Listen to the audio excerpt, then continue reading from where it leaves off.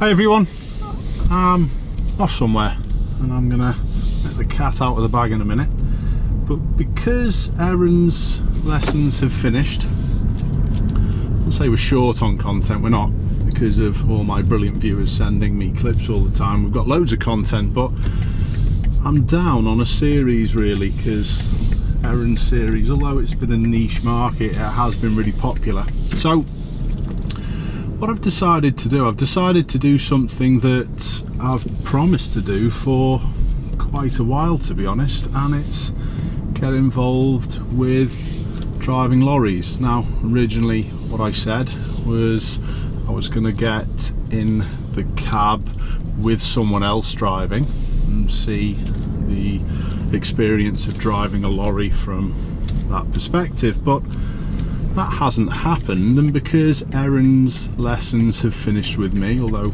she hasn't got through a test yet, which won't be long, although Erin's lessons have finished, I've decided to actually go off and do something a little bit more, a little bit extra. I'm not just going to get in the cab with someone, I'm actually going to learn to drive a lorry myself.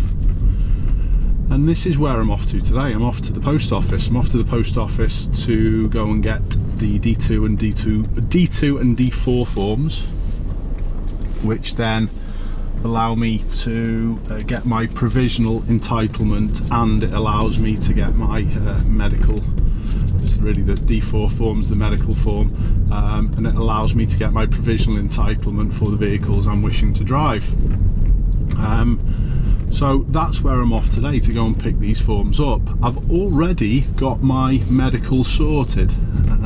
It's booked in for a week on Saturday, so it's only 10 days for me, so the wait actually hasn't been too long either, which has been pretty good. And how I got that organised was simple. I phoned up my local GP, and some GP centres do these medicals for you, but my GP centre doesn't. They put me in contact with this particular place where all I've done is got online, picked a day, picked a time, paid £55, which I think apparently is reasonable, and then I've got my medical all sorted. I've already got the study material as well. I've bought all the theory side of things to get studying for the theory test, because I've got to do another theory and hazard perception test.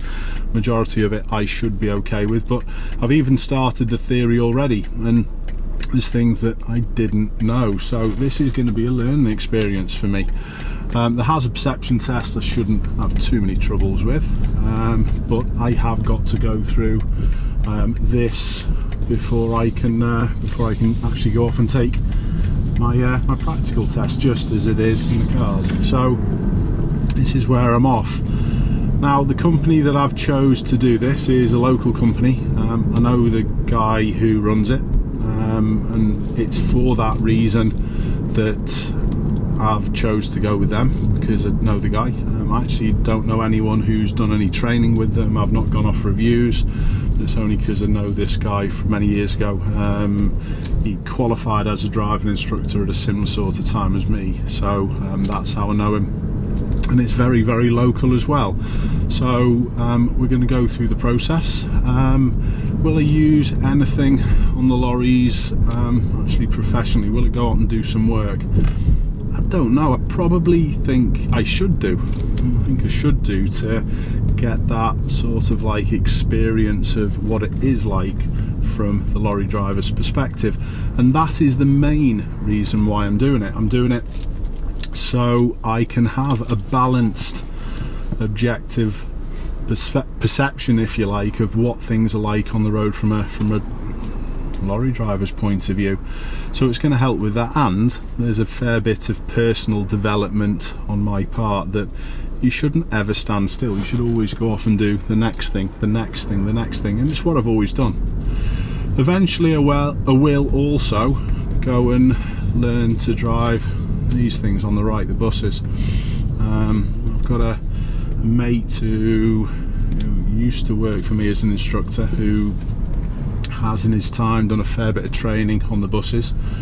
I've just got in touch with him this afternoon, and he's going to get back in touch and give us a call and tell me how I can go about this process. But I'm going to do one at a time. I'm definitely going to do the lorries first, class 2 first of all, but I more than likely will go off and get the class 1, the Arctics, under my belt as well. I think it's important to have a little look at as much as I can.